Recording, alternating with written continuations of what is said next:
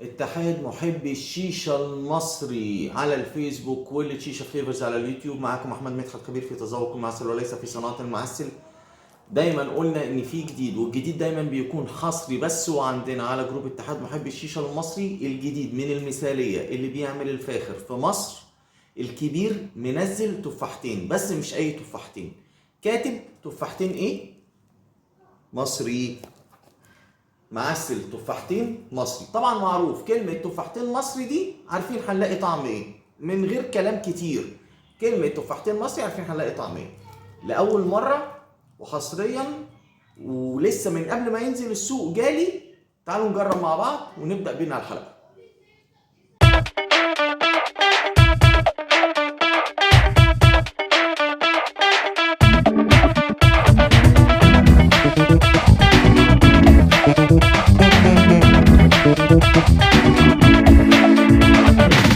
اتحاد محبي الشيشة المصري، تعالوا نشوف التفاحتين المصري الكبير. فاجئنا الصيف ده مصنع المثالية اللي بيعمل الفخر في مصر، فاجئنا الصيف ده بالبلو بيري والتويست والعنب نعناع والبرتقال.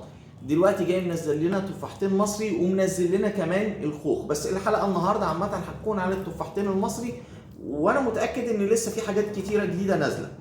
تفاحتين المصري يعني تفاحتين هنلاقي طعم التفاحتين اللي كلنا متعودين عليه.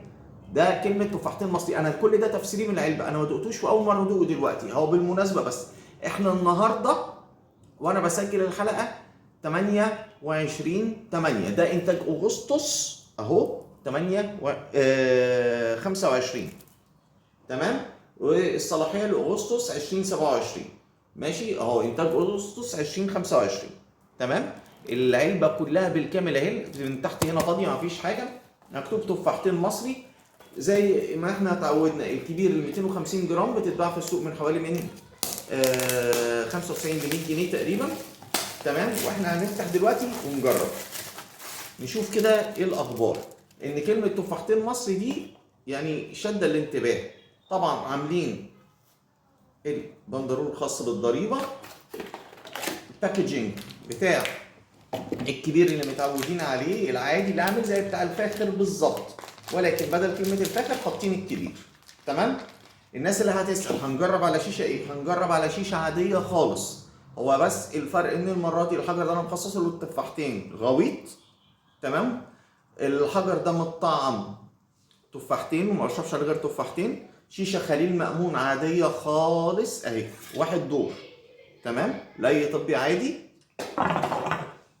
وفي الاول وفي الاخر طبعا ما بستغناش عن الفحم البلدي. طيب ده دلوقتي التفاحتين المصري. تعالوا بقى نفتح كده. فتحنا. انا يهمني دلوقتي طبعا الكيس ده اللي بيتفتح ويتقفل زي بتاع الفاخر بالظبط، مش هنلاقي اي اختلافات اطلاقا.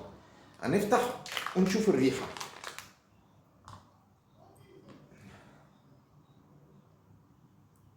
هي الريحه نفاسه قويه، تبغايه بالظبط بالظبط بالظبط نفس التبغايه بتاعت الفاخر اهي. يعني هو الدخان او التبغ المستخدم الفارما كل حاجه هو زي بتاع الفاخر، بس الفليفر طبعا مختلف. انا جايب في الريحه الانس طالع، او ريحه اليانسون او السوس طالع معانا، جايه معايا في ريحه جدا. فمعنى كده ان احنا هنلاقي مزازه، يعني ده اللي انا اتمناه. بس هو ما نقدرش ننكر ان الريحه قويه جدا. بالنسبه للجليسرين بالظبط او المعسل، لا المعسل جوسي بالظبط زيه زي المعسل الفاخر. احنا بقى ايه كده علشان الحجر بتاعنا غويط، نضطر ان احنا نفتت المعسل كده شويه، تمام كده، علشان برضو في نفس الوقت اقدر اوصل لنتيجه كويسه. ما ينفعش ان انا املى الحجر للاخر، لازم يبقى في فراغ بين المعسل وورقه الفويل، تمام. النقطة دي بس مهمة جدا، خصوصا ان الحجر ذات نفسه غويط، وعلشان برضه في نفس الوقت ما نحسش بالكتمة. الفارما متوسطة اللي هي المعروفة يعني فرمة الفاخر للعبوات ال 250 جرام. بس انا برضو مازال ريحة السوس مسيطرة معايا جامد، ودي من الحاجات اللي عجباني. انا اللي يهمني بقى الطعم، اللي يهمني في الموضوع ده كله الطعم. طبعا يعني خلونا بصوا، انا عايز يهمني اشوف بصوا الفرمة اهي، لان ده برضو عليه عامل مهم جدا، ان هي لو ناعمة قوي قوي قوي قوي بتسقط في الحجر وبتعمل انسداد في العمود بتاع الشيشة او في القلب.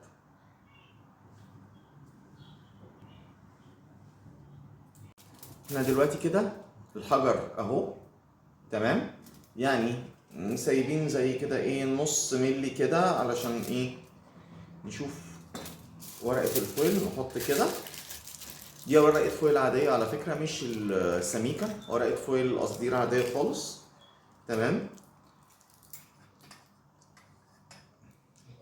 نعمل تخريم للحجر عادي خالص اهو. خلاص بعد ما نعمل الحركة دي بقى لازم تشيك. الموضوع ده مهم جدا جدا جدا عشان ما يبقاش فيه اي اختناق، وعلشان في نفس الوقت يبقى ايه حجر سالك معانا. احنا عايزين بقى نبتدي كده نحط فحمتنا البلدي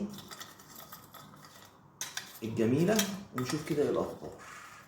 دلوقتي بقى كده نجرب نحط الايه الفحم ونشوف كده ايه الاخبار، ونشوف الطعم. يعني انا نفسي الاقي الطعم كده حلو زي الايه زي الريحة. طبعا كان معتاد ايه فحم بلدي تمام. هيهمني بس اشوف ايه الطعم، دي اللي هتفرق معايا قوي.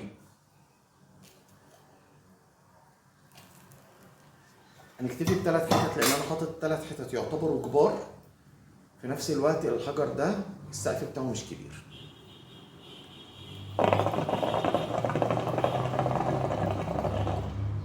ده من اول نفس الدخان ضرب على طول.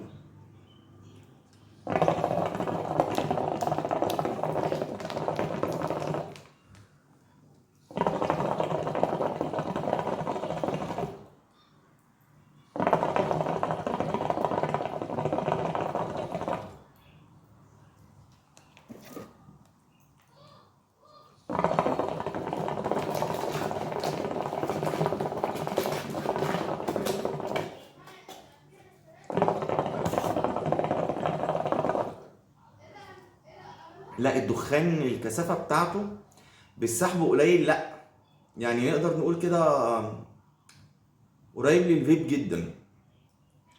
الدخان قوي.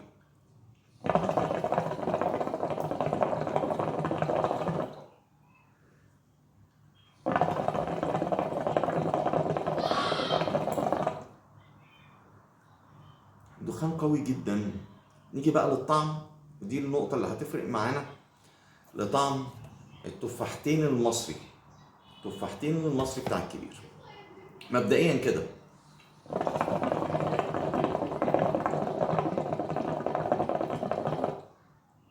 يعني تقريبا سحب متوسط 5 ثواني احنا شفنا كمية الدخان. طبعا كالعادة بتاعت الكبير زيرو شحطة او مفيش شحطة او وجع في سقف الحلق، ودي حاجة دايما بتحسب لهم في المنتجات بتاعتهم.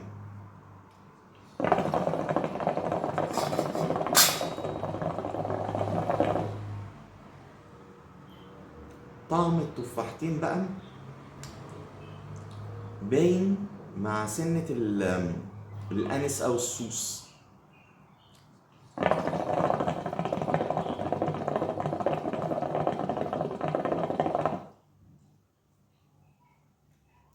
طعم التفاحة الحمراء القشرة المسكرة باينة مع المزازة، الاتنين ميكسد مع بعض، يعني المزازة باينة والسكر برضو at the same time باين معاها.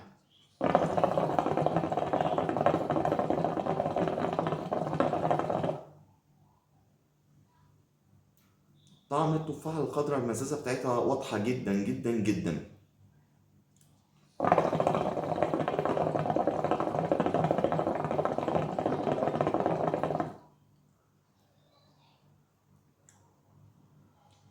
هو طعم تفاحتين مصري. انا اللي عاجبني اكتر بقى المزازة او سنة السوس الانس اللي باينة ممتازة.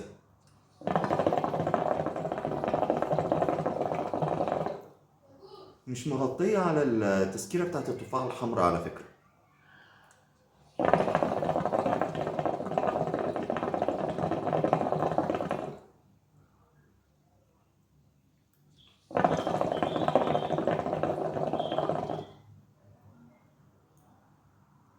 ممتازة. برضو انا عايز اجرب تاني، يعني خلينا ننزل الولعة دي، يعني ننزل النار دي نحط ولعة تانية. انا ليا هدف، انا عايز اشوف بس كده، نشوف بس كده الطعم هيكون دلوقتي عامل ازاي. انا خايف يكون الطعم بس كده ايه في الاول يكون ظاهر وبعدين الاقيه خف راح. انا عايز اشوف كده مع تاني ولعة كده ايه الاخبار في الطعم، عشان برضو نكون ايه عندنا علم وندي التجربة حقها كامل.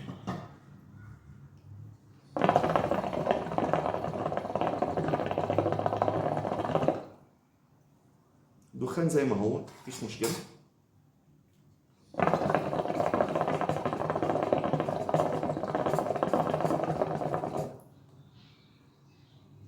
طعم ثابت زي ما هو، تسكيرة مع المزازة.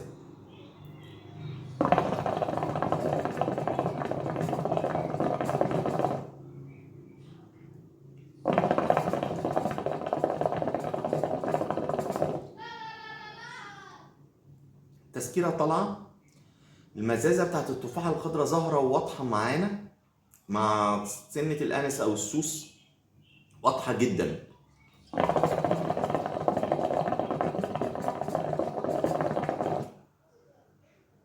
أحلى حاجة إن الدخان بتاعه حلو والطعم بتاعه قوي، يعني هو الطعم لازق في البق وده الطبيعي، يعني ده الطبيعي بتاع الفاخر أو الكبير، دايما نلاقي الطعم بيلزق في البق، بنلاقي الفليفر مش ضعيف خالص.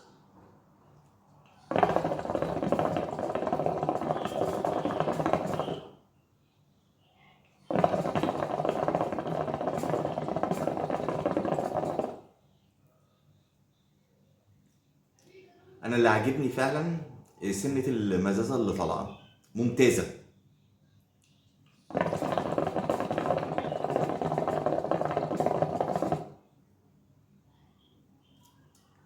طيب انا بالنسبه لي تفاحتين المصري بتاع الكبير بصراحه اكتساح. المزازه باينه، التسكيره باينه، دخان حلو، نضيف، مفيش وجع في سقف الحلق اطلاقا. ده كان الريفيو بتاعي النهارده لتفاحتين مصري الكبير، انتاج المثاليه اللي بيعمل الفاخر في مصر. كان معاكم احمد مدحت كبير في تذوق المعسل وليس في صناعه المعسل، على اتحاد محبي الشيشه المصري. مع السلامه.